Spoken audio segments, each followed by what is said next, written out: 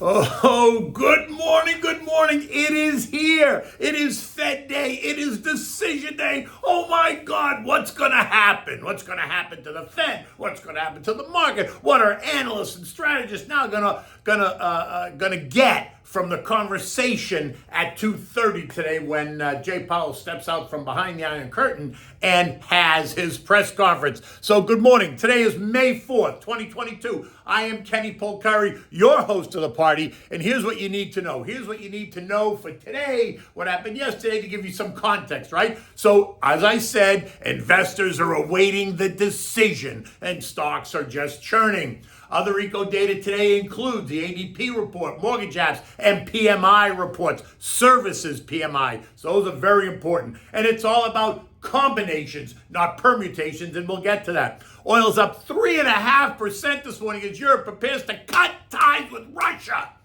And try, what do we have for dinner tonight? Well, we're gonna have the pan-seared oven-roasted chicken and an orange brandy sauce, which makes some sense because it feels like maybe we're about to get roasted. Okay, look, stocks continue to get pushed around as we await the decision today at 2 p.m. And while we all know that the decision is going to add 50 basis points to the current rate, what we want to know is what he's going to say about forward guidance.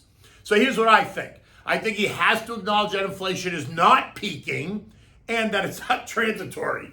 I think he's got to lay out with more clarity on how they expect to reduce the $9 trillion balance sheet. And what he's expected to say is he's going to reduce it by $95 billion a month, which is an issue in itself, but I think that's another story. I think he's going to say that he reserves the right to raise interest rates at least 50 basis points in June and possibly July. So did you get that? Do you see where he's going, how he's trying to lay that out? He's telling you to get ready for a 75 basis point hike in June, I believe. Look, the key here is simple. Will JJ surprise the markets with even more hawkish comments, suggesting that they've lost control, and that could raise concerns about the threat of recession as the cost of money becomes more expensive, right? Or will he not? So now to be clear, while we're not officially in a recession yet, because that's defined by 2 quarters of negative growth. Now, we had one last quarter. The first quarter revealed that GDP was negative 1.4%, so that's the first quarter.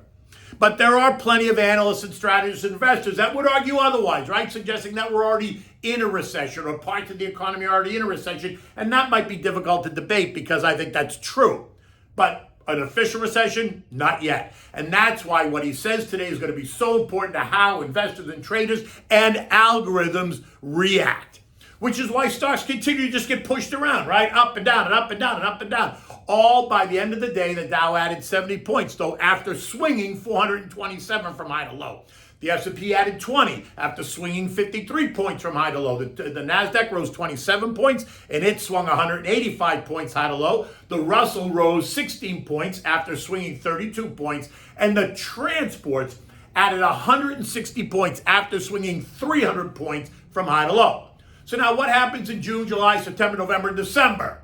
And where will rates be by year end? 2.5%, 3%, 3.5%? We don't know. But as of 2 p.m. today, Fed funds will be Fed funds will be at the 0.75 to 1% range with 4 more meetings to go. So it's a game of combinations and permutations, right? 7th grade math. Remember, a permutation is the act of arranging numbers in order, like 1, 2, 3, 4, while combinations is the act of choosing the numbers from a group of numbers and combining them in a way where order does not matter. So get ready, because it's going to be the combination of rate increases that he's going to make that's going to make a difference here, and not the permutations. And, so we have to figure, are we going to get one more 50 basis point increase and then return to 425 moves? Are we going to get 2 75 basis point moves and then do nothing? Are we going to get 1 75 basis move and then a 50 and then return to 3 more 25s, right? You see all the possibilities. The combinations of basis point increases over the next 5 meetings is endless. So do not expect that anything he says today to be final. It can't be final. But it will offer some insight into the Fed thinking. But in the end, it will be the broad macro data along with the inflationary data that will drive policy here on out. Because remember, it has been the pandemic that has driven policy for the most of the last 3 or 4 years, and before that it was the crash. So now the question is, can the Fed engineer a soft landing? I say it's not possible, which doesn't mean it's the end of the world. It just means I don't think it's possible. So investors should prepare for a hard landing and be surprised if they manage to engineer that soft landing. I always like to prepare for the worst and then be pleasantly surprised, right? Versus the other way around. The 10-year Treasury also continues to get pushed around, right? It's being pushed around the 3% line. Yesterday, 10-year yield swung from a high of 3.004% to a low of 2.9%, ending the day yielding 2.97%. This morning, the yield is really unchanged, something I do not believe can last past 2 p.m. I mean, how can it? Rising rates by the Fed will not cause the 10-year Treasury to fall. The 10-year Treasury yield to fall. The price will fall, sending yields up. And they certainly won't cause 30-year mortgage rates to fall either. So expect to pay more for a mortgage and then expect housing to begin to stall. But that is a whole other story. Oil this morning is trading up 3.5% at $105.82 a barrel. As expected, the American Petroleum Institute yesterday reported a decline in inventories in both crude and fuel supplies. This on top of the news that the EU is about to cut Russian supplies and impose new sanctions on Russia that will target the industry. Ursula von der Leyen, the European Commission president, is about to lay out those plans. Now, today we're also going to get the Energy Information Administration supply report, and it is expected to show the same declines. So the issue today is all about supply and not demand, because demand is clearly alive and well. Look, this morning U.S. futures are up, right? Dow futures were up 80 points, S&P's up 11, NASDAQ were up 25. The Russell was up 5 points early this morning at about 6 o'clock. 10-year treasuries are down a little bit. Yields are down a little bit. Just a sub-fraction at 2.967% as investors brace for the biggest Fed move in 20 years. Global bond prices are under pressure, which is sending those yields higher. German bonds are yielding 1%, while UK bond yields are closing in on 2%, higher than the pre-pandemic peak, as the Bank of England moves to raise rates to combat rising inflation in that country. And not to be left out, the European Central Bank is banging the drum, saying that it's time for policymakers to take action to tame inflation. Are we clear on what's happening? Economic data today includes mortgage apps, which have been in decline for 4 weeks now. So what will today's report show? We're also going to get the ADP employment report, expectations of 385,000 new jobs, S&P U.S. Services PMI of 54.7, which is trending closer to 50 than 60, and ISM Services PMI, and they're calling for 58.5. And then there's the Fed at 2 p.m. and the presser at 2:30.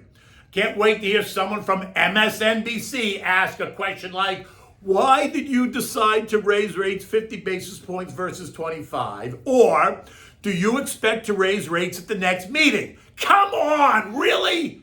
The question should be, with inflation out of control and Fed funds projecting even higher rates by midsummer, how exactly does the Fed think they can take back control without causing a recession and a hard landing? The key words in this sentence are exactly and hard landing. Now, recall what I said yesterday on the semis, right? Being in a very oversold position. How they were going to be beneficiaries of new money on how they were on Monday and Tuesday. Well, last night, AMD came out with their earnings and they crushed it. The stock is quoted up $5 or nearly 6%. Now look, AMD is off 48% from its Nova high, right? Which makes it that very interesting stock, right? So it's not going anywhere either. It's one of those shelters in the storm stocks, in my opinion. Today's excitement could see it attempt to kiss $100 a share. And if not today, I suspect maybe by week's end. Now, all bets are off if JJ admits that they've lost control and will need to act faster and more furious than anyone expects. But even then, it will be temporary. Yeah, we'll see the market back up, but it will adjust. European markets are under pressure. You can cite rising bond yields as one of the factors. You can cite rising inflation pressures as another factor. Ongoing war in Ukraine is a third factor. Uncertain policy moves on behalf of the ECB is a fourth factor. Weakened economic data as a fifth factor. Notice, not once have we even mentioned any variation of COVID. How great is that? At 6 a.m., markets, at 6 o'clock this morning, markets across the board in Europe are all off about 0.5%. The S&P closed the day at 4175 after swinging between a low of 4147 and a high of 4200. This morning, stocks are treading water, waiting on the macro data, which will be interesting, but not the market mover today, in my opinion. But don't let your guard down. What Jay says today will be keenly listened to. Expect every analyst to pull every sentence apart, looking for a word or a phrase that runs counter to what he is trying to tell you. So he's saying A, but he really means B. That's going to be what they're looking for, right? As they tear the sentences apart. Analysts are now speculating on the narrative, trying to tell us what the story will be, trying to lay out the plans for the next 2 meetings at least, while also trying to pinpoint what Fed fund rates will be at the end of the year. In the end, it is what Jay is about to say. Already prices, it's already priced into the market, right? If he says everything we think he's going to say, it's priced into the market, at least in the short term. Yeah, I say it is, and I believe it is. I do not think that he's going to be any more hawkish than the market is pricing in. Investors have had plenty of time to consider higher rates, and stocks have been in a repricing mode already. And while the indexes are down, Nasdaq's down 20% year to date, Russell's down 16%, while the broader S&P is off 13%.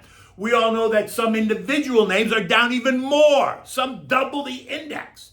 And at some point, they do represent longer-term value, which goes straight to my point about being in value this year. Now, the S&P is well below all trend line supports, and it's been thrashing around trying to stabilize. If Jay is able to present the message and convince investors that they have it under control, then I think it's okay. I think the market will churn a little bit more, but I think it'll find stability. But if investors suspect that he is not in control, then we could see stocks continue to plunge. Remember, Morgan Stanley and 3 or 4 others yesterday and the day before have been calling for S&P 3200 or S&P 3400 and S&P 3800, which would represent further downsides from here of 23%, 18%, and 9% respectively. Now, I'm not in that camp. I am cautious, but I'm not lighting my hair on fire, right? Cautious is good. Okay. So that's that. So now what are we having for dinner? So I went with the pan-seared oven-roasted chicken in an orange brandy sauce today, partly because, as I'm thinking about it, are we about to get roasted, right? What is Jay going to say? Is he going to say something that's going to absolutely sear and then roast the market and then roast investors? So we'll see. I'm hopeful that he's not, but hey, look, who knows? The cost for this meal should be about $50 for a family of 4, but when you add in the cost of electricity for the fridge, the lights, the dishwasher, the laundry machine, and the cost of natural gas for the stove and oven, and the cost of gas to go to the store, then it's probably more like $75 to $100 to feed a family of 4 with this dish. I mean, I'm just saying. Maybe it's even a little bit more if you live in California. Now look, for the sauce, you're going to need 4 tablespoons of butter, 1 shallot, 2 tablespoons of brandy, 1 cup of fresh squeezed orange juice. You need a cup of chicken broth. You need 1 navel orange cut into segments and then cut the segments into thirds. You need Italian parsley, kind of chopped, and you need salt and pepper for sure. For the chicken, you need boneless, skin-on breasts, 2 cups of orange juice. Fresh orange juice is better. You need orange zest. You need olive oil, salt and pepper, and you need water. So first, you want to make the marinade for the chicken. So you want to combine the orange juice, the zest, 3 cups of water, and about 2 tablespoons of salt in a bowl. Stir it to dissolve the salt, right? You want the salt to all dissolve. And then add the chicken breast, put them in a Ziploc bag, seal it, add the chicken breast, and put it in the fridge for a couple of hours. When you're ready, a couple of hours later, you want to preheat your oven to 400 degrees. Now, in a large oven-proof saute pan, you want to heat up some olive oil, so go around the pan a couple of times, olive oil. You want to put it up to high, get it really hot, and then turn it down to medium high. You want to add the chicken skin side down. You want to hear it sizzle. You want to cook it till the skin is like a little bit golden brown. Maybe it's 5 minutes or so. Turn the chicken over. You can season it with a little bit of salt and pepper. Let it cook for another couple of minutes. Now place it in the oven and roast it for 15 more minutes. Do not throw out the juice from the chicken. You want to pour that into a measuring cup and let it cool so the fat rises to the top. But then put the chicken in the oven at 400 degrees and let it cook for 15 or 20 minutes. Now, remove the chicken and put it on a plate and cover it with tinfoil just to keep it warm. Now for the sauce, you want to use the juice from the chicken. You skim some of the fat. You want to melt 2 tablespoons of butter over medium-high heat. You want to add the chopped shallot. You want to cook that until it's soft. You want to remove it from the heat. Add the brandy. Then return it to the stove and scrape the bottom of the pan. The brandy will, come to a boil and then it will evaporate. You want to add the orange juice. You want to boil it until it turns thick and syrupy, about 4 or 5 minutes. You want to add the chicken broth and the pan juices and cook for about 3 or 4 more minutes. You want to remove it from the heat. Add the orange slices, the parsley, and 2 tablespoons of butter. Stir it until the butter melts. Season it with a little bit of salt and pepper. Not a lot, just, season a little bit. Now, when you're serving this, you want to take the chicken breasts and you want to cut them at an angle and place them on the plate like a fan presentation. And then take a spoon and spoon the sauce out over the fan chicken slices.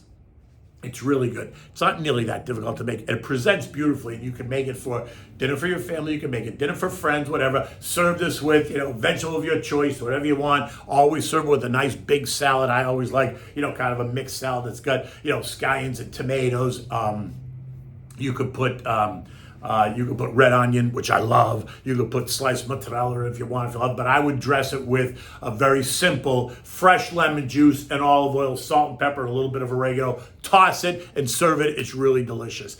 And then you can pick the wine of your choice. With this, you could go either way. Go with a white, you could go with a light red, you could go with a Chianti, but I wouldn't go with something really, really heavy. In any event, the day is about to get started, and it's a countdown until 2 o'clock. Until tomorrow, take good care.